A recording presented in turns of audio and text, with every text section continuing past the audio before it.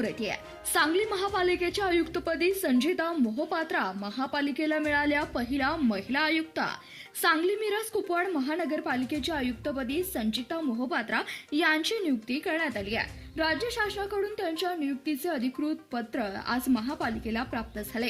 विशेष म्हणजे महापालिकेच्या इतिहासात पहिल्यांदाच एका महिला अधिकाऱ्याची आयुक्त म्हणून नियुक्ती झाली असून मोहपात्रा या सांगलीच्या पहिल्या महिला आयुक्त ठरल्या आहेत। गेल्या काही दिवसापासून सांगली महापालिकेच्या आयुक्त पदाबाबत कमालीची उत्सुकता होती। अखेर संजिता मोहपात्रा यांच्या नावावर शिक्कामोर्तब झाला आहे।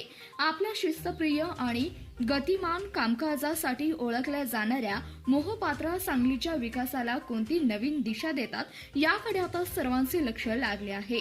याच प्रशासकीय फेरबदला अंतर्गत सांगलीत कार्यरत असलेले संधी अधिकारी सत्यम गांधी यांची ही बदली करण्यात आली आहे। त्यांची नियुक्ती आता मुख्य कार्यकारी अधिकारी जिल्हा परिषद अमरावती या पदावर करण्यात आली। गांधी यांनी आपल्या कार्यकाळात उल्लेखनीय काम केले असून आता ते अमरावती जिल्ह्याची धुरा सांभाळणार आहेत। धन्यवाद। प्रतिनिधी इरफान बारगीर, CBS न्यूज मराठी, सांगली।